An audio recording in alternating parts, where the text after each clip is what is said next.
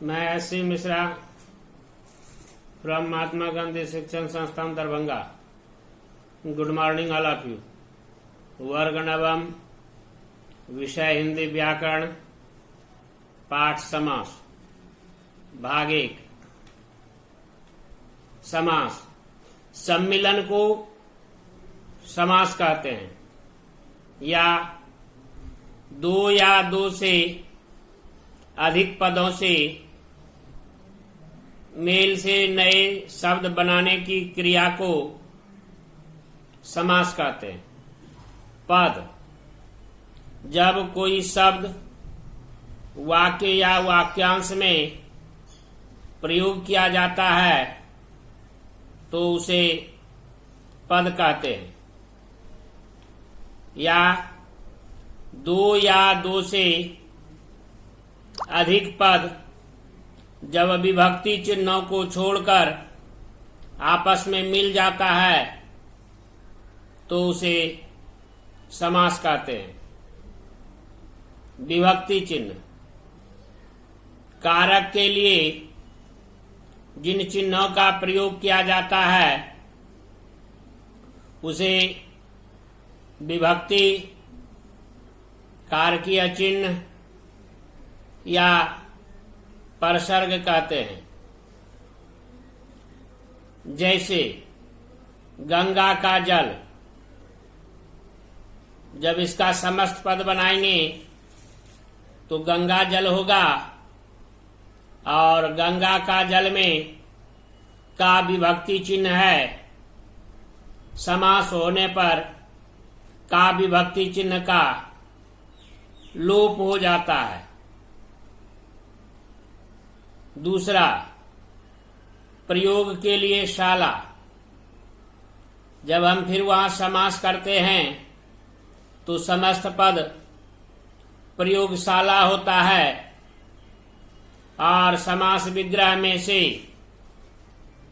के लिए विभक्ति चिन्ह है, और समास बनाने पर उसका लोप हो जाता है। इसलिए हम यह कह सकते हैं कि दो से अधिक पद जब विभक्ति चिन्हों को छोड़कर आपस में मिल जाता है तो उसे हम समास कहते हैं। समस्त पद। समास रचना से जो नया शब्द बनता है उसे समस्त पद कहते हैं। समास विग्रह। समस्त पद के पदों को अलग करना समास विग्रह कहलाता है। तो गंगा जल समस्त पद है, और अगर इसका विग्रह करें तो गंगा का जल होगा। गंगा का जल समास विग्रह है, और गंगा जल समस्त पद है। समास के मुख्यतः 4 तथा 2 गौण भेद होते हैं। गौण का अर्थ गायब, लुप्त। इस प्रकार समास के निम्नलिखित 6 भेद हैं। पहला, अव्ययी भाव समास। दूसरा, तत्पुरुष समास।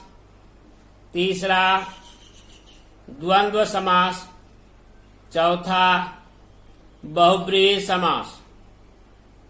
पांचवा, द्विगु समास।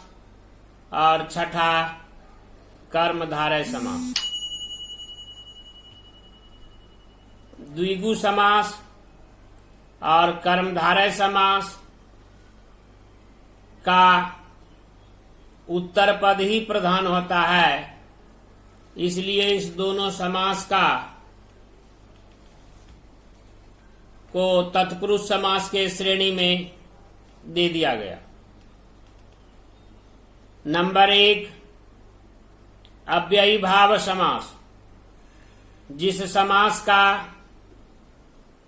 पूर्व पद अव्यय हो तथा समस्त पद भी अव्यय क्रिया विशेषण बन जाए, वहां अव्ययी भाव समास होता है।